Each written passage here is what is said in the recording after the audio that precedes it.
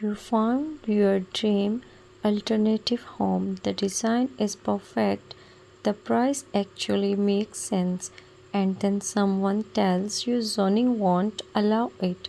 That's not the end of the story. That's just where most people stop looking.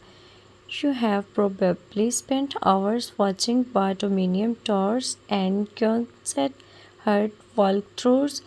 You have run the numbers, you have looked at land prices, you have imagined the layout, the loft, the wide open floor plan with those high vaulted ceilings and exposed steel beams, and then you hit the wall. You call a county office, you get transferred 3 times, someone uses the word non conforming, you ask what that means, and nobody gives you a straight answer. You go home and search online and find 5 different answers that all contradict each other. You don't know if the problem is the structure, the land classification, the foundation type, or something else entirely. You just know it feels impossible. Your dream keeps moving every time you get close. Something shifts. A deed restrictions, a minimum square footage law, an HOA convent void in paperwork from 1987. The information is scattered and the rules feel designed to confuse you, not because you are not smart enough to figure it out, because no one has laid it out clearly in one place for someone who actually wants to build the kind of home that ends today. Here's what almost no one tells you about alternative style homes and zoning. The rules are not the barrier. Knowing which rules apply to you is point one. Understand what zoning classification actually controls before you look at a single piece of land. You need to know this. Zoning does not tell you what your house has to look like, it tells you what a piece of land can be used for and what structures are allowed on it. Most steel homes, barndominium, quonset huts, metal panel homes, prefab steel kits fall under one of two categories in zoning law.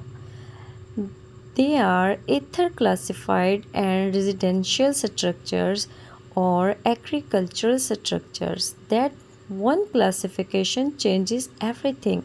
It determines which building codes apply, what permits you need, and whether a lender will even touch your mortgage. The wrong assumptions is that it's a steel building, so it must be agricultural. That's not how modern zoning works. A steel home with a residential foundation, finished interior, and utility connections is a residential structure in most jurisdictions. You don't need a farm to build one. You need the right zoning district and a clear conversation with your local planning department. Start there, not with a realtor, not with a builder, with your county's planning and zoning office. Point 2. Rural and agricultural zones are your most open doors, but not the only ones. This is where most of the wins happen. Rural residential zones AG1, AG2, and unincorporated county land are typically the most permissive for steel alternative builds. In many cases, these areas have no HOA, no architectural review board, and minimal aesthetic restrictions. States like Texas, Tennessee, Oklahoma, Missouri, and Alabama consistently rank among the most buildable for concert herds and barndominium.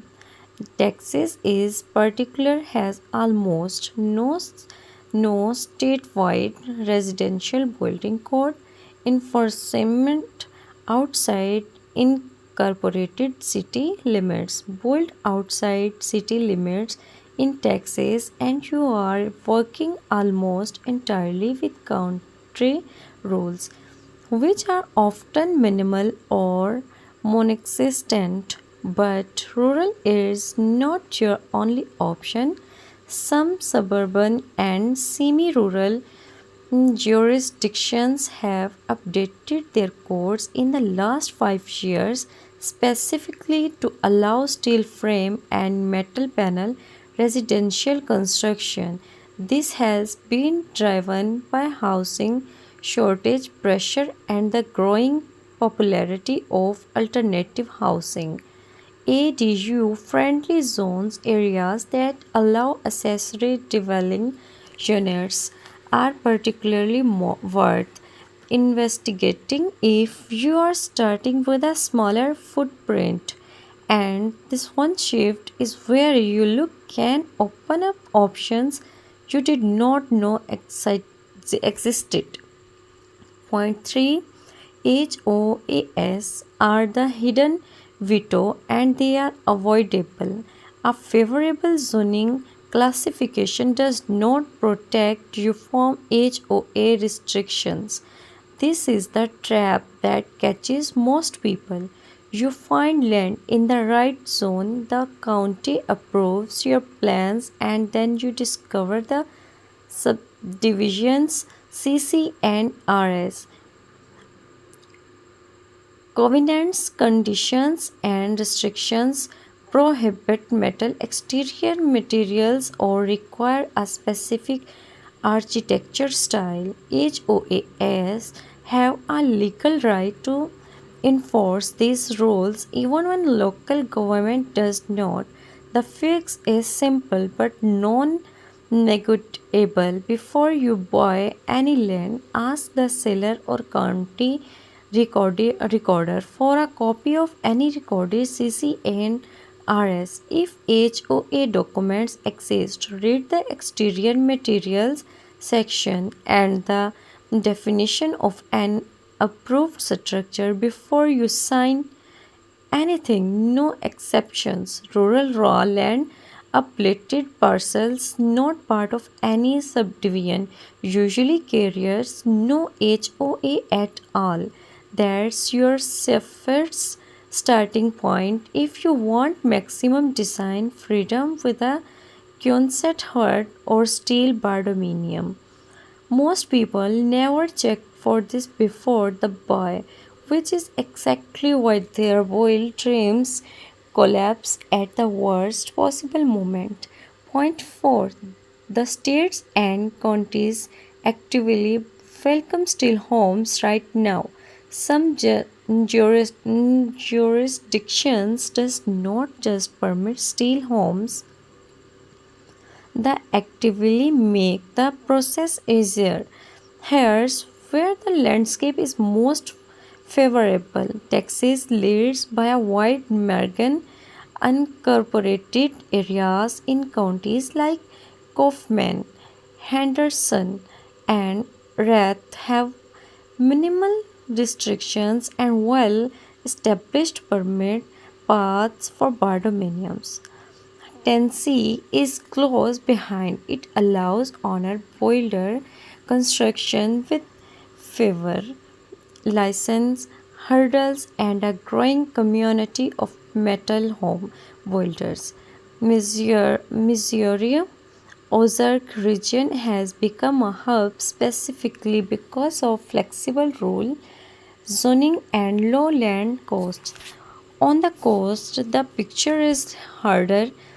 California, Oregon, and much of the Northeast, and stricter codes, more HOA saturation, and more aggressive aesthetic audiences in residential zones. That does not mean it's impossible, but it means your due diligence has to gather deeper.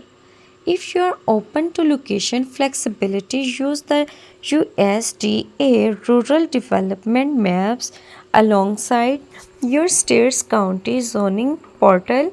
Cross reference land listings against county GIS maps that show zoning overlays.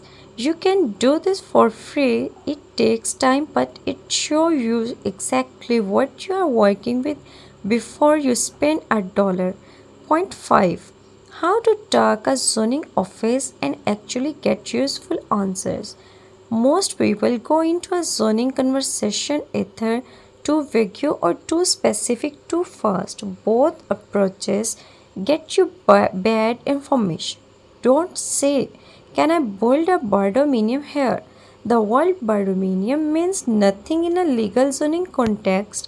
You will get a blank stare or a vague non-answer. Say this instead, I am planning to construct a single family residential structure using a steel frame and metal panel exterior.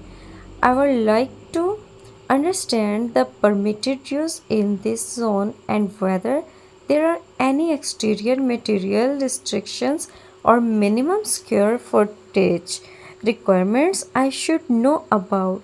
That's the language that gets a real answer. It tells the officer exactly what you are building in terms they recognize.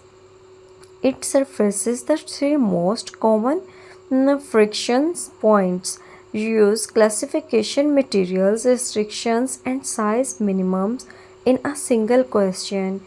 Follow up by asking whether the county requires an architect's stamp on structural drawings and whether there are any design review processes that apply. Some counties with newly updated codes have a streamlined path for alternative residential boards. You won't know unless you ask specifically. If you have tried everything and nothing worked, this conversation done this way is probably why. The zoning system was not built to stop you from building the home you want. It was built before most of these homes existed. That's a very different problem and a solvable one. You are not fighting a closed door, you are learning to read the map.